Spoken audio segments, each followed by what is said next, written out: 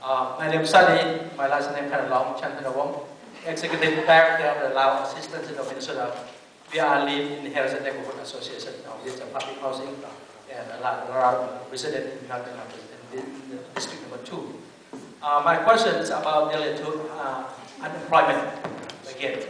In North Minneapolis, the Native Americans unemployed is 17.7%. Asian American, 20%. African American, 24%.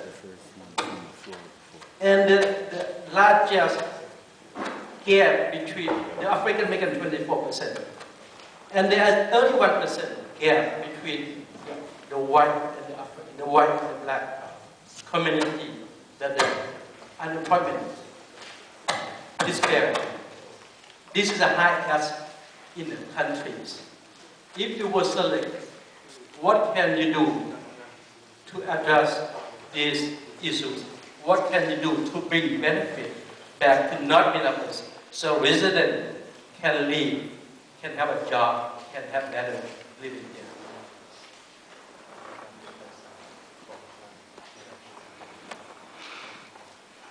Some of what our residents need are better educational opportunities. Just before I was here, I was at the grand opening of the new John B. Davis Educational Center, the new Minneapolis Public School headquarters.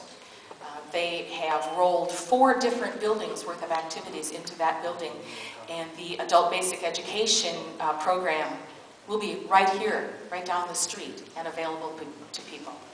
Job training, we've got organizations here in North Minneapolis and frankly all over the state who are working on job training, trying to get people prepared for the jobs that are out there. We need to make sure that they are being prepared for jobs that are actually open and available instead of some pie-in-the-sky ideas. We have an opportunity at Hennepin County and, well, pretty much everywhere, with the retirement here fairly soon of baby boomers. They will be leaving jobs in droves. There are a lot of baby boomers here in Minnesota. That creates opportunities for people to get jobs that that have been filled for, in many cases, decades. And they are now going to be available for new people to make their own. One of the things that I need to do as a county commissioner is learn more about the hiring practices of the county. How do they make their decisions? Are they looking at the placement of people into jobs with an equity screen? Or are they just hiring somebody who comes in the door? Another thing that is really important that we'll be dealing with here in North Minneapolis are the transportation and transit options that will become available to us when the light rail lines, plural, come here. Southwest will come earliest, and it will go down to the southwestern suburban area. Oh, thank you. Sorry, stop.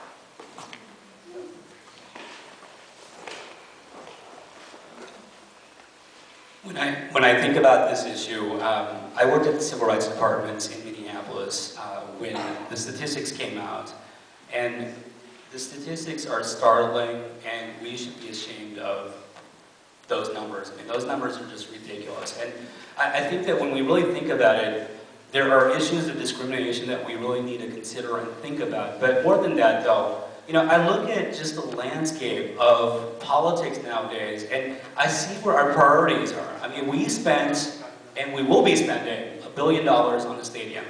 And I'm going to tell you, if you give me $1 billion, I can create some jobs here in North Minneapolis and all across the district. And I think that's the thing that we have to prioritize.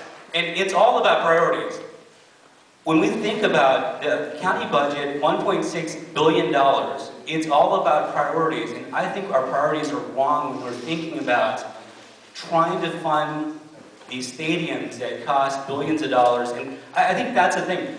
The idea that these stadiums are going to create jobs that are long-lasting is just a fallacy. It's not there. Believe me. We will have jobs for construction, we will have jobs for all these things, but those jobs are temporary, and we will have hiring goals for minorities. But the funny thing is that these contractors will say that they will do it, They will do everything to get the contracts, but at the end of the day, they won't do it.